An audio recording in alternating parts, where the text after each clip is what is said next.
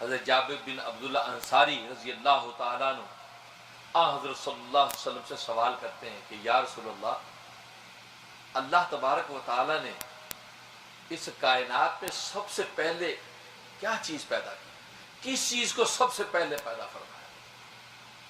تو آپ نے فرمایا کہ اے جابر، اللہ نے سب سے پہلے اس کائنات کے اندر تیرے نبی کے نور کو پیدا فرمایا، اپنے نور میں سے، اپنے نور میں سے تیرے نبی کے نور کو سب سے پہلے پیدا فرمایا۔ گویا کہ فیضان الہی کے انوارات میں سے اللہ تبارک و تعالیٰ نے اپنے فیضان الہی میں سے اللہ تبارک و تعالیٰ نے نبی کے نور کو پیدا فرمایا۔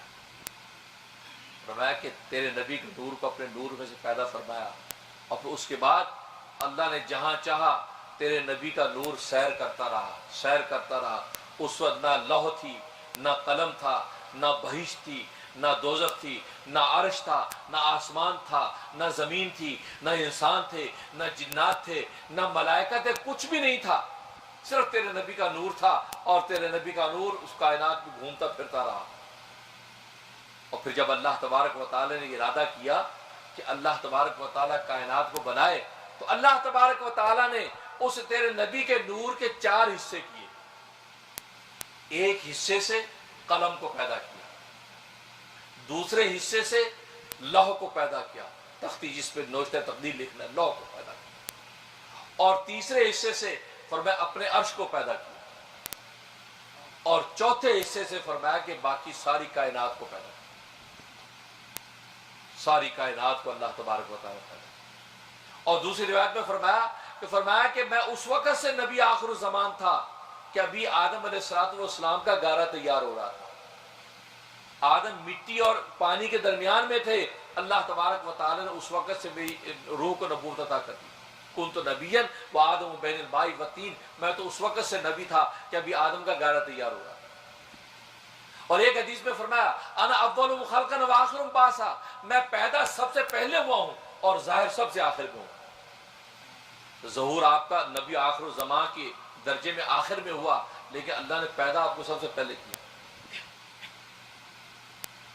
اس کی مثال علماء یوں دیتے ہیں کہ پرکار کے ذریعے سے آپ دائرہ کھینچیں تو سب سے پہلے آپ اس دائرے کا مرکزی نقطہ متعین کرتے ہیں، پرکار کی نوک سے سوراخ کر کے نقطہ مرکزی متعین کرتے ہیں۔ اب وہ پینسل کو گھماتے ہیں، اب وہ دائرہ مکمل ہوتا ہے۔ اور دائرے کی تکمیل کا اصول یہ ہے کہ ابتدا اور انتہا جب آپس میں ملتے ہیں تو دائرہ مکمل ہوتا ہے۔ نقطہ ابتدا اور نقطہ انتہا جب آپس میں ملتے ہیں اب دائرہ مکمل ہوتا ہے۔ نقطہ ابتدا کیا تھا؟ آدم علیہ السلام سے شروع کیا نبوت کا دائرہ، اور ختم کا ہوا عیسیٰ علیہ السلام پر نبوت کا دائرہ مکمل ہوا۔ اب یہ دائرہ نبوت مکمل ہوا، اب پرکار جب ہٹی ہے تو نبی پاک صلی اللہ علیہ وسلم کا مرکزی نبوت کا نقطہ ظاہر ہوا۔ جو بنا پہلے ہے ظاہر آخر میں ہوا۔ جیسے کہ دائرے کے اصول میں وہ نقطہ بنتا پہلے ہے لیکن ظاہر آخر میں ہوتا ہے، بالکل اسی طریقے سے نبی فرماتے ہیں کہ جب قدرت کی پرکار نے یہ دائرہ نبوت مکمل کرنا چاہا، سب سے پہلے مرکزی نقطہ نبوت کا مکمل کیا، اور میں میری نبوت سب سے پہلے بنائی۔ اب اس کے ارد یہ دائرہ نبوت مکمل ہوا۔ مبدا آدم تھا، منتہا عیسیٰ تھا۔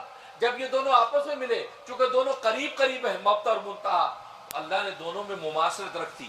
مماثلت یہ رکھ دی کہ آدم کو اگر بغیر ماں باپ کے پیدا کیا تھا تو عیسیٰ کو بغیر باپ کے پیدا کر دیا۔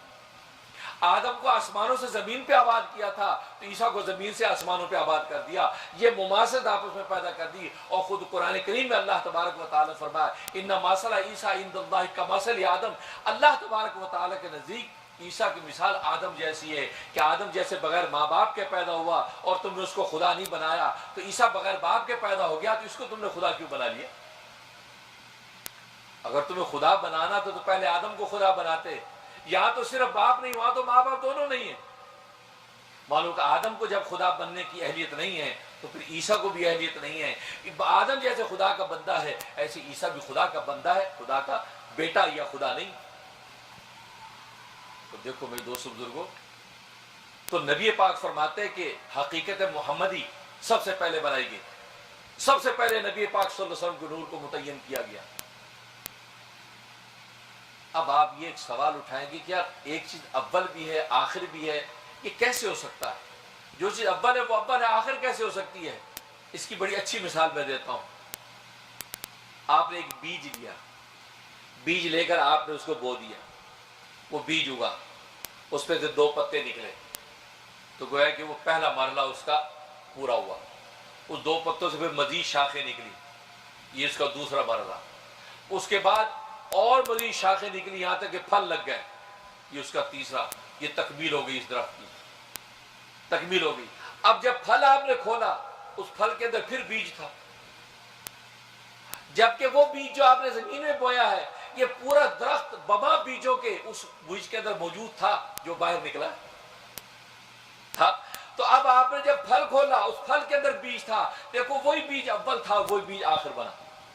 پر بالکل اسی طریقے سے یہ حقیقت محمدی، سب سے پہلے اللہ تبارک و تعالی نے اس کی تخلیق کی حقیقت محمدی اور محمدی نور کو پیدا کیا، اور آخر میں تکمیل بھی نبوت کی اسی پر ہوئی کہ سب سے آخری نبی آخر الزمان محمد مصطفیٰ کو بنایا.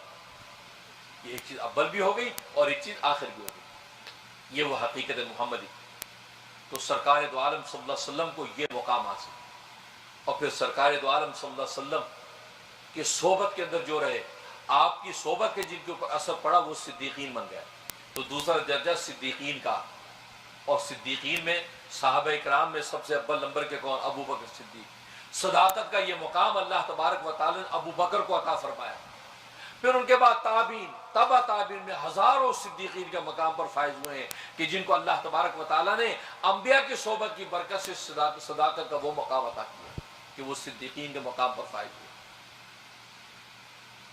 اور حقیقت ہے انسان بس اوقات دنیا کے مجاہدات کر کے بھی انکشاف کی قوت حاصل کر لیتا ہے.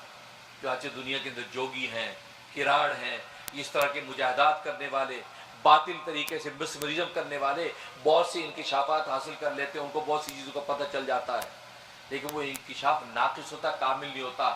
نبی کا جو انکشاف اس میں غلطی کا کوئی احتمال نہیں ہوتا. لیکن جو لوگ یہ دنیا کی مادی مجاہدے کر کے یہ مقام جب حاصل کرتے ہیں تو یہ ناقص ہوتا ہے، اس میں غلطی کا احتمال ہوتا ہے. یہ ان صدیقین کے سامنے نہیں ٹھہر سکتے کہ جن کو اللہ تبارک و تعالیٰ انبیاء کے انوارات کے ذریعے سے صداقت کا مقام عطا کرتا ہے.